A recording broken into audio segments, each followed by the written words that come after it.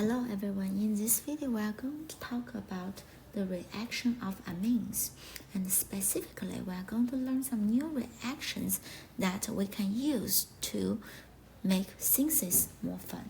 The first reaction of the amine is so-called Hofmann elimination. If you recall, when we talk about E2 reaction, if we start with a alkyl halide, we can use different size of base to either form more substituted alkene or less substituted alkene. For example, something like this. If we throw in a small, less hindered base, then we are going to form a so-called Zaitsev product. And if we use a bulky base, for example, DB and DBU, we are going to have a Hofmann product. So if compare the Zaitsev product with Hofmann product, Zaitsev product is more stable because the alkene that form is more substituted, and for the Hofmann product is less substituted alkene, meaning it's less stable alkene. So we will adopt the similar idea of Hofmann elimination of amines. So for amine, through this reaction mechanism, it only will form the less substituted alkene. In other words, it will form the Hofmann product. For example, if we start with our amine, and what we are going to run here is first step, we are going to introduce an excess amount of methyl iodide, and what's going to happen here is methyl iodide will react exhaustively with our starting amine. So eventually the amine will get polyalkylated, meaning that it will be start from amine. Now we are going to have an ammonium ion, and for this ammonium ion, it become a good leaving group. If we think about the starting primary amine NH2, if it leaves, it is a very strong base, so it's not a good leaving group. But by using the excess amount of methyl iodide, we are going to have this trimethylamine if it leaves as a leaving group, which is a neutral compound, which is a good leaving group. So now we create this leaving group.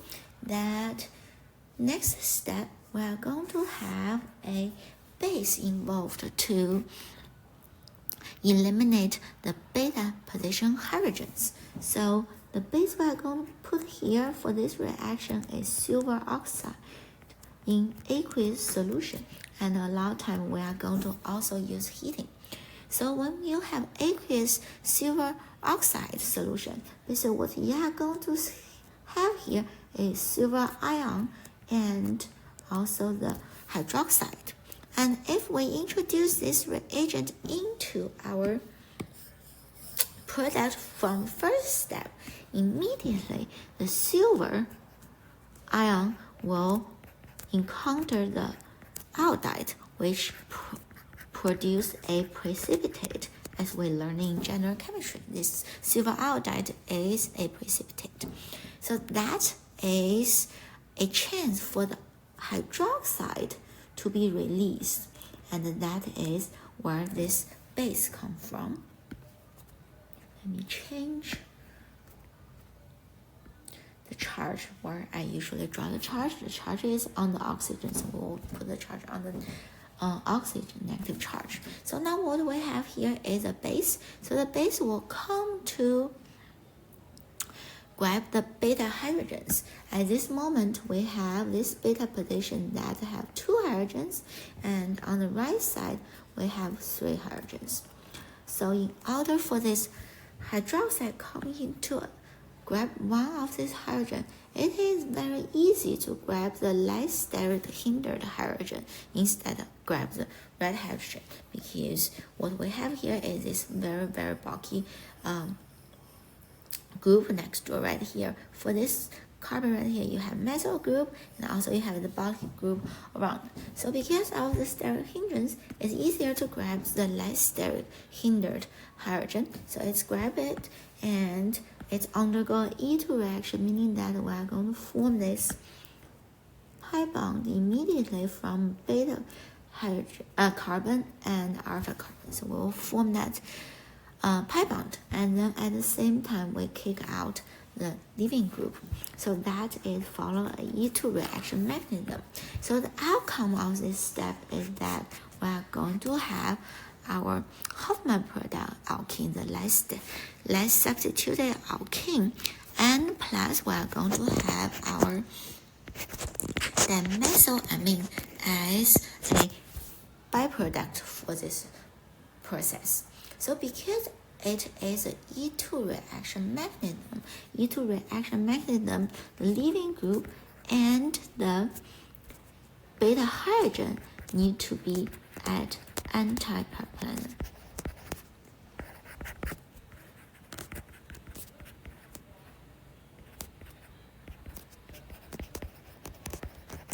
So that is the Hoffman elimination. Now we are going to look at one example. We are going to draw out a amine. For example, something look like this. We put the primary amine on this carbon, and the next door carbon, what we have here is a methyl group, and the other side do not have the methyl group. So now we are going to list the reaction conditions. The first reaction, what we are going to have is excess amount of CH3I, so which is methyl iodide, and then after that, it followed by using the silver oxide in aqueous solution, and a lot of times it's also along with some heating energy put in. So what we are going to have here is a Hoffman product, which meaning we are going to form a less substituted alkene in this case, because you have two different beta position 1 and beta position 2. So that is the Hoffman elimination. The next reaction we are going to look at here is when amine meet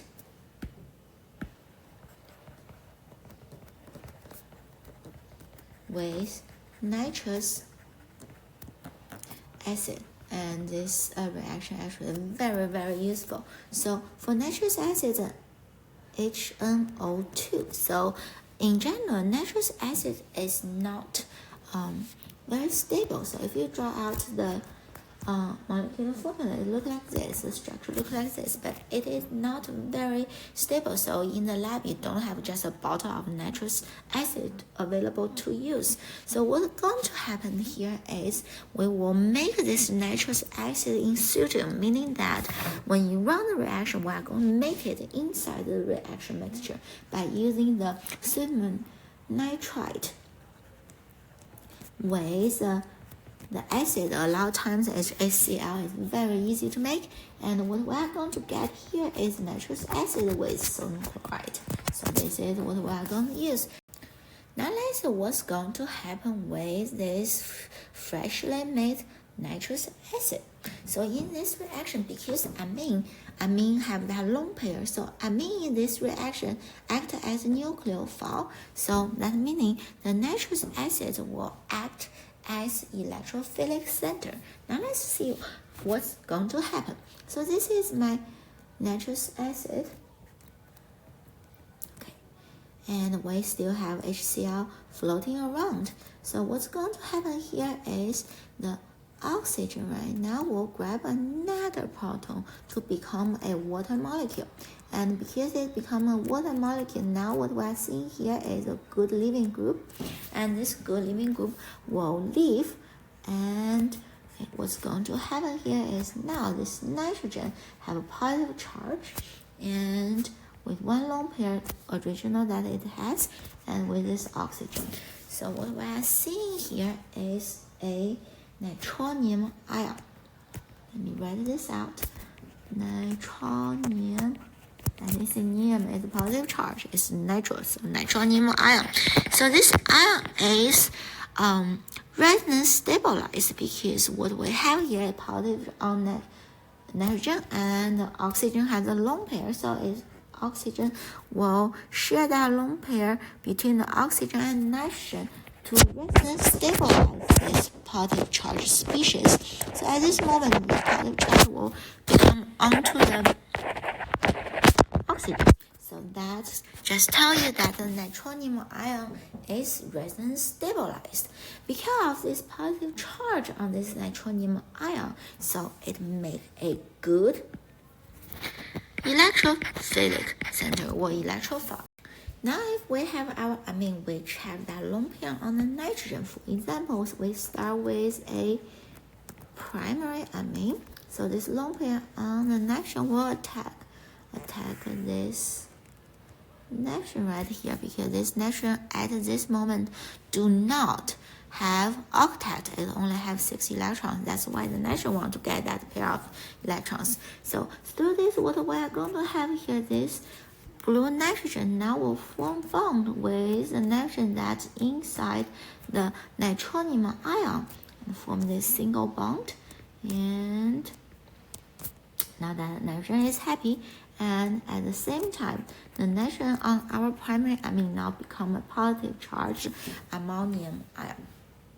And the hydrogen on this ammonium nitrogen is relatively acidic, so water molecule will comes in to grab. Let me change different colors. And water molecule will comes in to grab one of this proton to deprotonate to make it a neutral species. And what we are going to have here is now is nitrogen single bond and also with this oxygen. Now the next step of this reaction is that you have the proton source from the acid, because this reaction is running in the acidic condition, so you have a proton source. So the next step is that the oxygen will grab the proton to be protonated, and now this oxygen will carry a positive charge.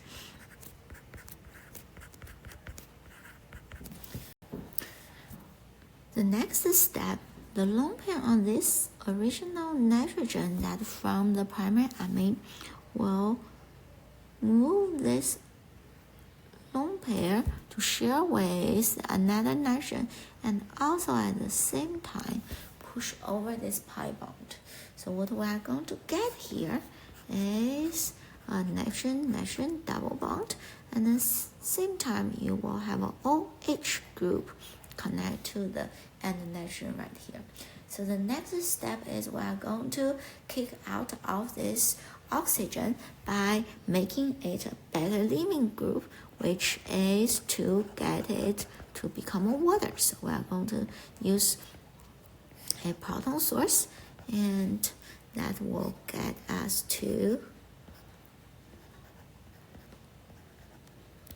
a good leaving group. So that good leaving group will leave how that we have this lone pair on the left nitrogen right here.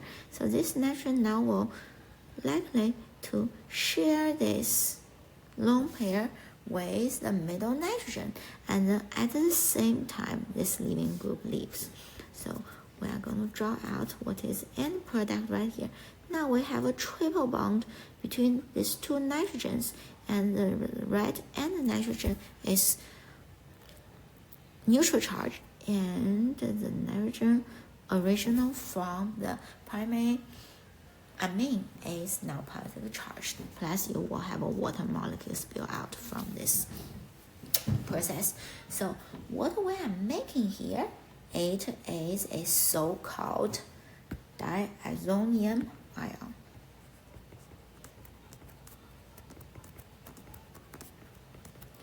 So why this ion is important? Because what we see here is a nitrogen triple bond. So that immediately will be going off in order to form a gas. So that bond break. So what we are going to have here is this positive charge, a carbocation with the nitrogen gas that is driving force for here. However, because it can form this nitrogen gas, meaning that azonium ion at this moment is highly unstable.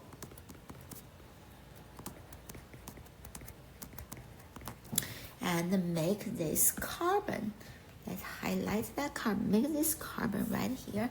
It is very electrophilic because it eventually will form a carbocation.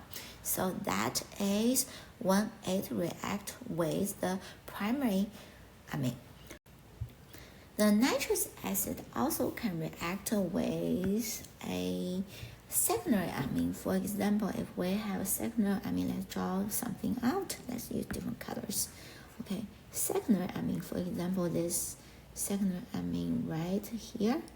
Okay, now if we react with a nitrous acid, meaning that we are going to have a nitronium ion, we are going to draw one pair of this resonance out, and this is the first one, and the next one look like this.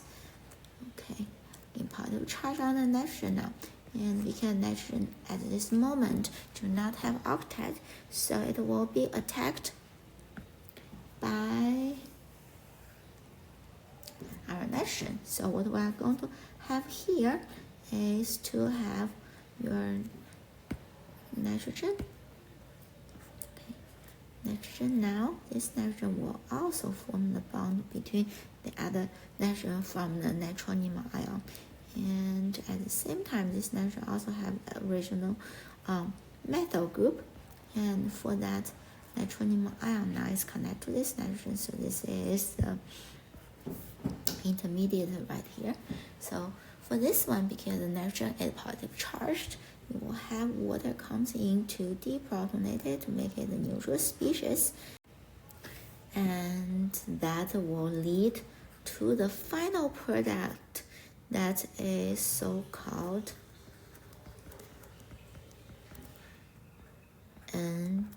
nitrous amine. So because this product, this step already lead to a neutral species, so that's it. There is no diazonium ion formed with the secondary amine. Because when the primary amine reacts with nitronium ion, that can lead to a diazonium ion, which can spill out a nitrogen gas and make that carbon super electrophilic. So a more useful diazonium ion will be the one that connects onto a benzene ring, and we call it diazonium ion.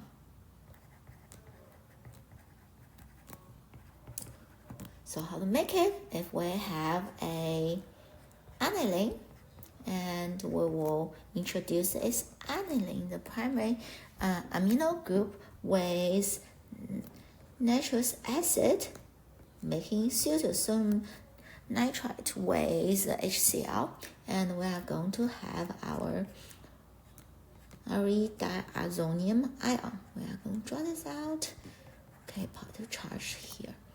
And this have lone pairs, and this diazonium ion is much more stable compared to the nitrogen that connect to an alkyl group, because it can be stabilized by this benzene ring. So what will happen here is, because this diazonium ion makes this carbon very electrophilic, so it can undergo the substitution reaction. If you can introduce some groups, it will be substituted by that group. Okay, so that's the whole idea. And in the earlier chapter, when we learned the benzene reaction, we have a electrophilic aromatic substitution. We can insert certain groups onto the benzene ring. However, some of it we cannot achieve. So with the diazonium ion, we can achieve some other groups that we can insert onto this benzene ring. For example, the first few ones, we are going to react with the copper 1 species, copper salt. For example, instead use a bromine with iron bromide, we can use copper bromide react with diazonium ion, so that diazonium ion will be substituted by the bromine. And if you say I want the iodine, which we could not do before, now we use a copper 1 iodide, we can have our iodide on it. And if you say I want chloride, we can use copper 1 chloride, and it also will be substituted on this benzene ring. So that is this reaction. And also another one is if we have the copper cyanide, and now we can insert a cyanyl group on the benzene ring, which is something new, that cyanyl group, this nitrile have a 1 more carbon, because nitrile itself, it is a carbon-based nucleophile. So that open door to a more synthesis route that can happen on the substituted benzene ring. So all this copper-based salt reaction, it has a name. It is called Sandemeyer reactions. So this is the first group with copper 1 salt. And another field reaction is that we can also add a fluorine on the benzene ring. Before that, we have no idea how to add the fluorine on the benzene ring, because fluorine just don't react as the other halogens. And now we can substitute it one of the hydrogen on the benzene ring by fluorine, and this reagent here is HbF4. Okay, so that the reagent leads to the fluorine substitute on the benzene ring. And also, what we can do here is we can also make from this iridiazonium ion to phenol. We are going to substitute that with OH group. So before we have no idea how to insert the OH group on this benzene ring directly. So we are going to use water and the heat. And that goes to the OH. And the last one is, if we do not want any substitute on the benzene ring, in other words, we want to give it the hydrogen back to the benzene ring, what can we do? There, now we have a way to do that, and we can give the hydrogen back to that benzene ring by using the H3PO2. Okay, so that is all the cool reaction that iridiazonium ion can leverage to lead to a certain substituted benzene.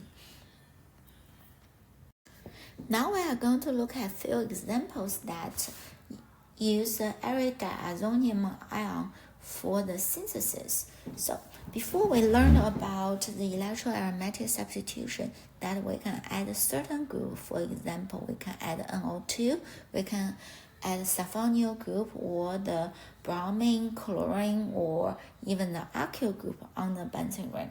And now we expand this synthesis with using the iridiazonium ion. For example, if we want to make, we will start with this isopropyl benzene, and what we want to make here is we want to make this substituted benzoic acid. What we can do?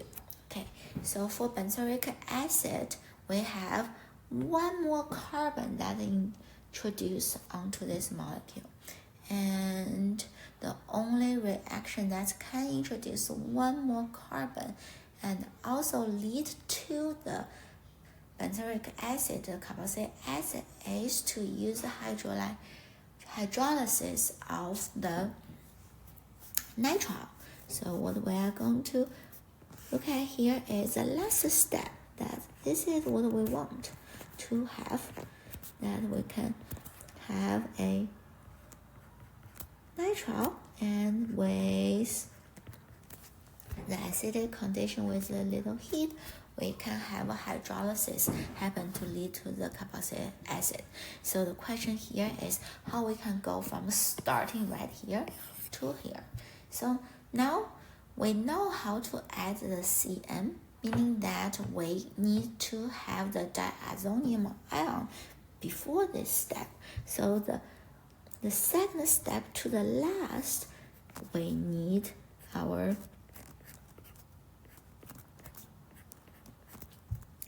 diazonium ion. And after that, we can use copper 1 cyanide, we can lead to the product.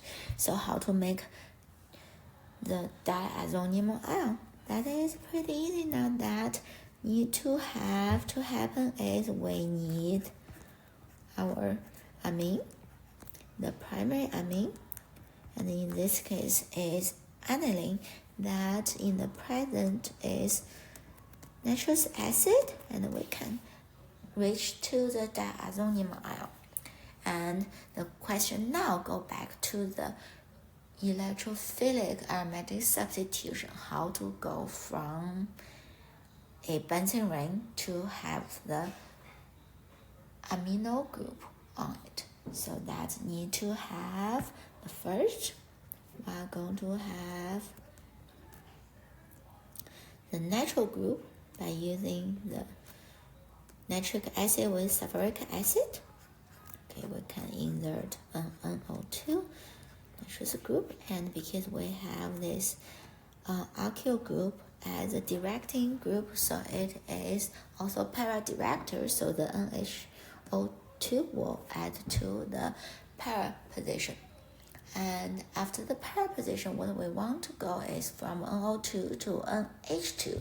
That is a reducing process. So for this reducing process, what we have here is, for example, we can use the tin chloride with HCl, and second step use the base. We can lead to the aniline.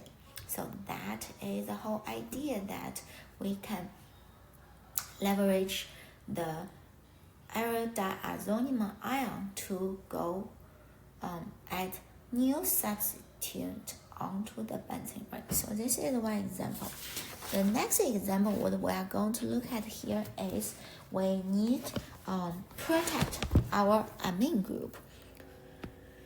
So why is that? Let's look at this example. So what we are going to do is we are going to start with our aniline, and if we are looking at aniline, the NH2 is a very, very, very strong activating group to the benzene ring, and itself also will be a base. So what we want to make is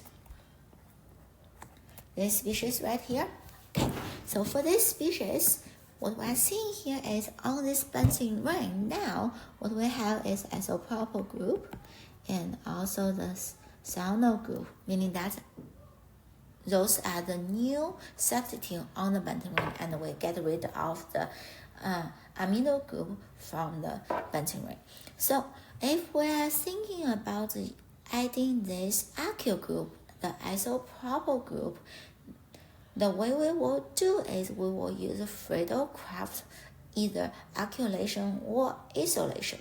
However, the problem is that when we start with the aniline has this lone pair on the nitrogen, and make it a good Lewis base.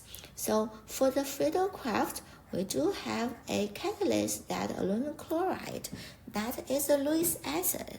So if we just directly run the Friedel-Crafts with the aniline, it will not happen. So what will happen here is this Lewis base will just attack this Lewis acid, and that will consume the catalyst to begin with, and also the outcome of that step is that now the nitrogen is positive charge.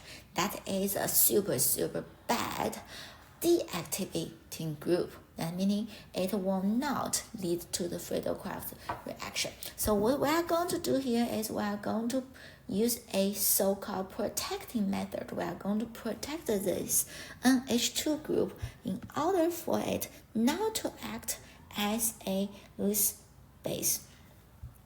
And what we are going to do here is we are going to use a acid chloride with pyridine. So what's going to happen here is acid chloride is very reactive, so the lone pair on the nitrogen, this aniline will basically act as a nucleophile. And now what we are going to form is a amide. So this amide is decrease the activity of the Lewis base. So now what we can do is we can start to run our Friedel-Crafts. So for the Friedel-Crafts, we want to insert this isopropyl group. So for this one, we can use Friedel-Crafts calculation because we will not expect to see the carbocation rearrangement. So in this way, what we are going to have is we can insert this isopropyl group cross the way at the para position because the amide group is also para director as well. So now we have our isopropyl group. The next what we want to have is cross the benzene ring. We want a CN group, the cyanide group.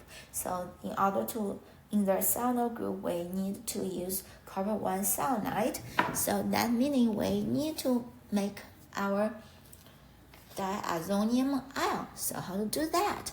We need to recover or deprotect our amino group. Deprotection to release this H2. That meaning we just need to use hydrolysis. For example, we put acid in, and the heating actually not necessary. What we are going to have here is we will recover or deprotect our amino group. Okay, problem is good to also have a second step that to make it basic. So because if you have proton source, you are going to end up with ammonium ion. So you need to deprotonate to form the amino group. So now we have amino group. Amino group can react with nitrous acid to form the diazonium ion. So the next step, we are going to use a reagent to form our diazonium ion. On this side and put the charge, and then voila. The last step, copper 1 cyanide, will lead to our final product. So if you notice these two synthesis example, that the whole idea here is if you could not insert certain groups on the benzene ring, now we can leverage to form the aryl diazonium ion to insert those groups. Now we are going to look at another example that we will give back the hydrogen to the benzene ring. So what we are going to do here is we are going to start with benzene ring. What we want to make here is tri-substituted bromide, for example, tri-substituted bromide. So if you say I can add 1 bromide onto the benzene ring by using the halogenation of the benzene ring. For example, we can use a bromine with FeBr3. So what we are going to have here is we will have a bromine, which is a para and also director, meaning you cannot actually form the bromine that they are meta position. So that's a route will not work. So the next thing is how we can put the 3 bromine on the ring. So if you are thinking about the reactivity of your benzene ring, when we have a very strong activating group, for example, aniline, that will lead to a polysubstituted benzene ring under the halogenation. So what we are going to do here is we are going to first make our aniline. So this is also very typical step that aniline we cannot do it directly, but we can reduce the NO2. So we are going to put NO2 on the ring first. And then we're going to reduce it. So reduce, we have different way to reduce it. For example, we can use a iron with HCl, and the second step we need to have some base. So now it can reduce it to aniline. So for this aniline, it's super activated benzene ring that if we run the halogenation bromine with our catalyst, and we are going to expect to see is para position bromine and at the same time also position. Okay. Because it is amino group is super activating group. So because it's now we have all this bromine exert as a meta position to each other. Now the next step is we want to get rid of that amino group. So get rid of that amino group, meaning we are going to replace by hydrogen. So that led back to the cool reaction of the diazonium ion, that will make this diazonium ion. And then we are going to use H3PO2, and that will give back the hydrogen to the benzene ring. So that is the synthesis applications with the diazonium ion. Another reaction that diazonium ion can undergo is so-called azocoupling. So it starts with a airy diazonium ion, something look like this, and it will react with a benzene ring that have a very activating group. So this group, maybe we should not use R, we're going to use another letters, like Z, for example. This Z is a super activating group.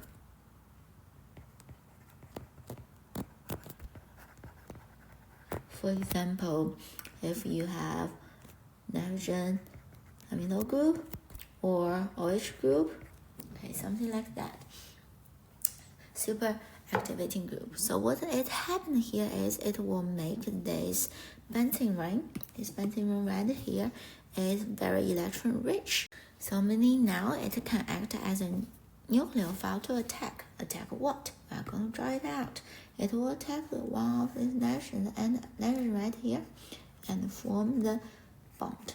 And this is the first step of this reaction, that the nitrogen now have 3 bonds. So this one is neutral, and then the middle one now also has 3 bonds. But on this benzene ring, now we have a positive charge species right here, and now we can draw out a field resonance. For example, we are going to draw the first. This is called alpha complex. It just like the electron aromatic substitution.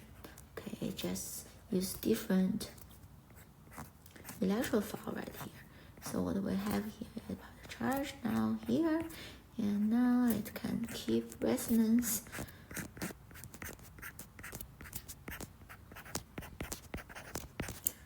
And charge and Z, and this is alpha complex. So what is going to happen is it will regain its aromaticity by forming a pi bond. So the pi bond comes from a base. For example, in this reaction, when you form the diazonium ion, you have chloride, or you can use water. It will go to grab this proton and form the pi bond. So that leads to the end product. So these two react together. You are going to have this final product that you are going to form this nitrogen double bond. And on one side you have a benzene ring, the other side you also will have a benzene ring.